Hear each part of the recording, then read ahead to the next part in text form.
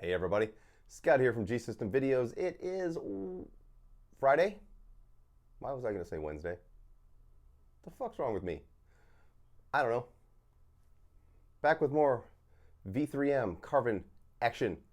I didn't show you this yesterday. It goes red. It goes blue. Or no color. I kind of like both. On a dark stage, I like the blue better. In here, I like red. So we're going to go red.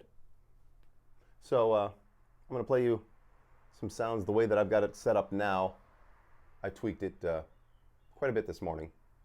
I have it exactly where I want it for playing here with the ISO cab. Things change a little bit when I get it to rehearsal, and I've got the 212. It's a bit larger. So let's do that.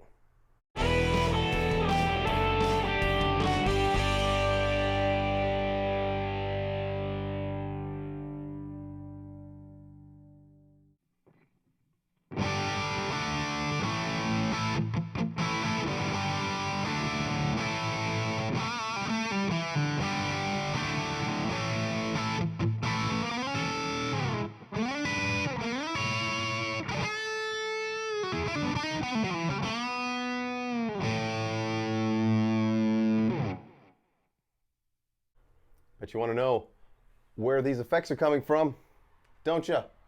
Well, I'll show you. Oh, look what I have made. I made a little baby board. Oh my goodness. It's a little messy right now. But, oopsie, Jesus. Anyway, Hall of Fame Mini, Flashback Mini, and Decimator G-String. This lives right next to the amp on my 212 for rehearsal and gigs. I just made it out of foam core, wrapped it in duct tape, put some big rubber feet on it. I didn't want to spend any money. I made a tone print for this today. It's a really minimalist, very small ambient reverb. Let's turn off the, what do you call it? Turn off everything else. Just hear the reverb. Lost my pick. What the fuck?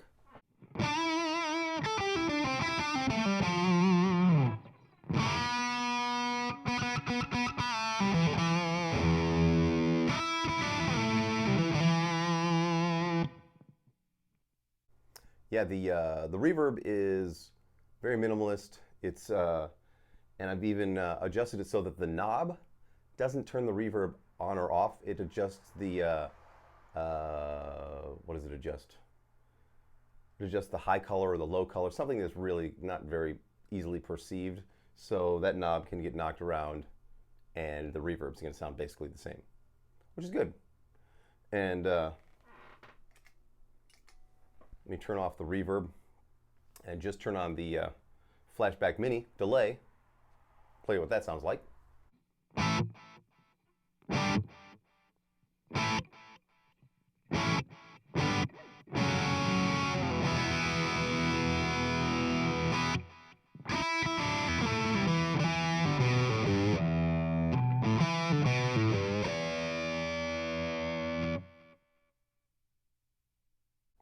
The delay is a modulation delay. It's got some classic chorus coming through on the repeats.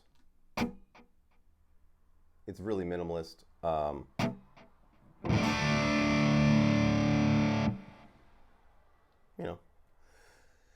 And I've set up my channels the way that I want them. And I've gone to using the volume on channel 2 all the way up.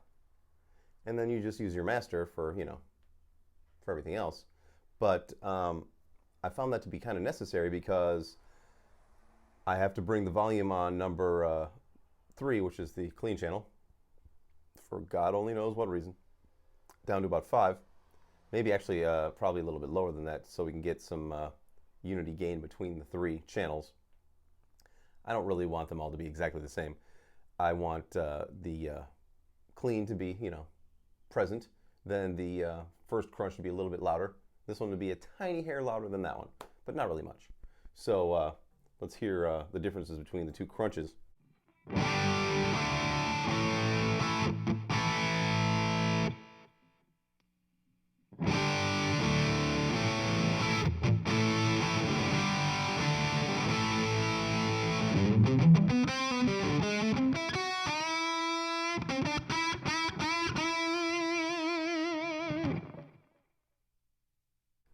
So yeah, what I've decided to do is to leave all the dip switches in the center and the EQXs off, except for on the clean channel.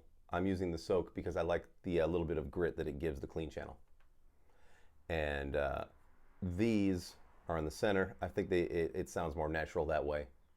And I'll be using, you know, channel 2 for songs like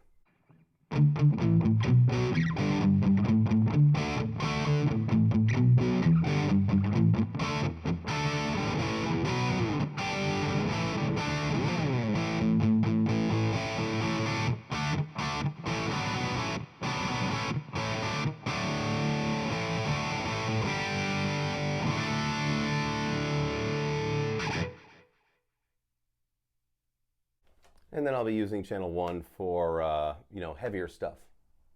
And that's already pretty freaking heavy, if you ask me. But, you know, if you gotta get heavier, you gotta get heavier.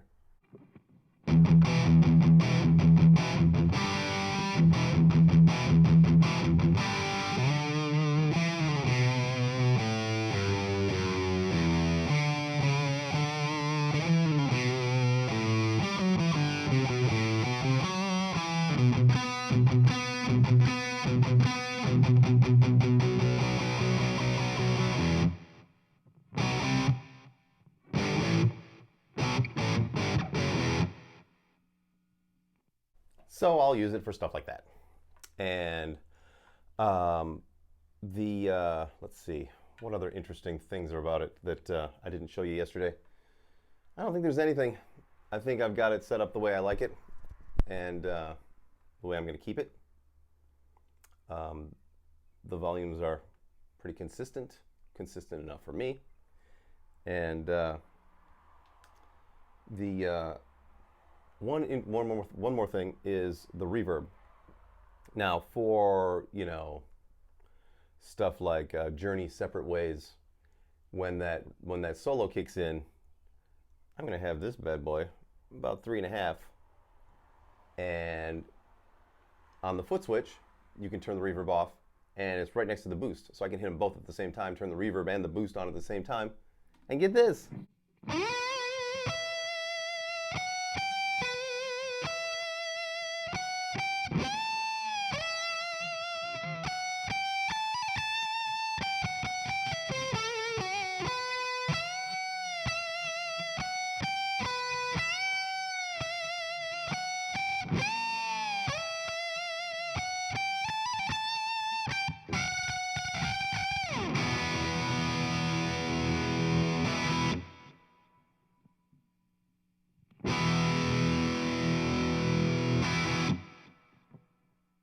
So there you go.